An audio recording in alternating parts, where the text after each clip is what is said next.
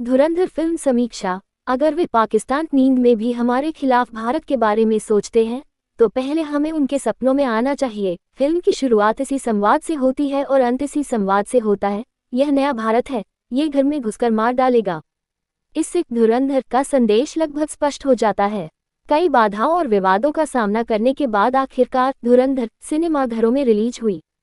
ये फिल्म रणवीर सिंह के लिए बेहद जरूरी और महत्वपूर्ण है। रॉकी और रानी की प्रेम कहानी के बाद यह एक ऐसी फिल्म है जिसमें दमदार अभिनय की जरूरत है, जिसका भार रणवीर सिंह और अन्य प्रतिभाशाली कलाकारों पर भी है। धुरंधर की कहानी क्या है? फिल्म धुरंधर की कहानी ऑपरेशन धुरंधर पर आधारित है। भारत में विमान अपहरण और 2001 में संसद पर गोलीबारी जैसी कई आतंकवादी घटनाएं हुईं। इन घटनाओं के बाद पाकिस्तानी गिरोहों, माफियाओं और अन्य गुप्तचरों को खत्म करने के लिए धुरंधर अपने एजेंट भेजते हैं। अगर आप आगे की कहानी जानना चाहते हैं तो यह फिल्म देखना आपके लिए फायदेमंद होगा।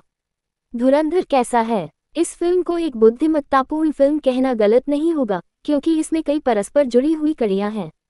देश की खुफिया एजेंसी पाकिस्तान की नापाक योजनाओं को कैसे नाकाम करती है, ये फिल्म में दिखाया गया है। इसमें संसद पर हमला, मुंबई पर आतंकवादी हमला, विमान अपहरण, पाकिस्तान द्वारा देश को नुकसान पहुंचाने के लिए नकली नोट छापना, पाकिस्तान और बलूचिस्तान के बीच संघर्ष और भारत पर इसका प्रभाव जैसे मुद्दे शामिल हैं। लेकिन आदित्य अपनी फिल्म में किसी को भी भ्रमित नहीं करते, वे हर सवाल का जवाब देते हैं। वे कहानी में कोई भी सवाल अनुत्तरित नहीं छोड़ते। संसद पर हमले के कुछ वास्तविक फुटेज भी फिल्माए गए हैं। कई एक्शन और खून खराबे के दृश्य विचलित कर देने वाले हैं। अगर आपका दिल कमजोर है तो अपनी आंखें बंद कर लें, लेकिन सच्चाई देखें। फिल्म को कई अध्यायों में बांटा गया है, जिनमें किरदारों का परिचय दिया गया है और पुराने गानों की व्याख्या की गई है। ये फिल्म अपने आप में अनूठी है।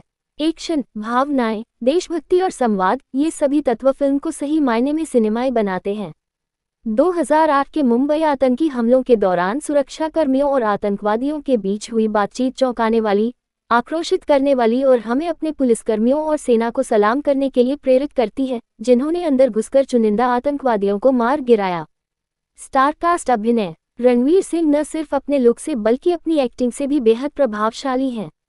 उनसे अच्छी एक्टिंग की उम्मीद करना स्वाभाविक है, लेकिन लंबे बालों और चश्मे में बेहद फिट दिख रहे रणवीर किसी कातिल की तरह क्रूर नजर आते हैं।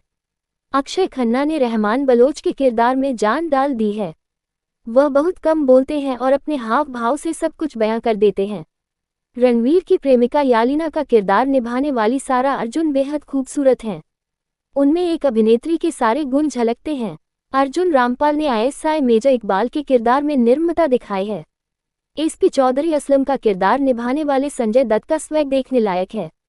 राकेश बेदी, सौम्या टंडन और हर कलाकार ने अपने अपने किरदार बखूबी निभाए हैं। लेखन और निर्देशन। आदित्य धर ने निर्माता, निर्देशक और लेखक की भूमिकाएं बड़ी कुशलता से निभाई हैं। वे न केवल एक कुशल निर्देशक हैं, बल्कि एक प्रतिभाशाली लेखक भी हैं। इस फिल्म का लेखन चुनौतीपूर्ण रहा है क्योंकि इसमें कई पहलू शामिल हैं। उन्होंने फिल्म में हर किरदार को एक खास स्थान दिया है और उनके नाम स्क्रीन पर दिखाई देते हैं। धुरंधर पार्ट 2 अगले साल रिलीज होगी, जिसका जिक्र अंत में भी किया गया है। कभी कभी धैर्य खोना देश के लिए अच्छा साबित हो सकता है। आप जानते हैं, भाग्य की सबसे खूबसूरत आदत ये समय के साथ बदलती है। हमारा समय भी आएगा। ये कुछ दमदार संवाद हैं। संगीत। शश्वत सचदेव का संगीत और इरशाद कामिल के बोल एक बेहतरीन मेल हैं। रणवीर की एंट्री के समय आने वाला कव्वाली काफिला फिल्म का माहौल बना देता है। दिलजीत दोसांझ द्वारा गाया गया गाना पूरी फिल्म को स्टाइलिश बना देता है, जिस पर कई महत्वपूर्ण दृश्य फिल्माए गए हैं।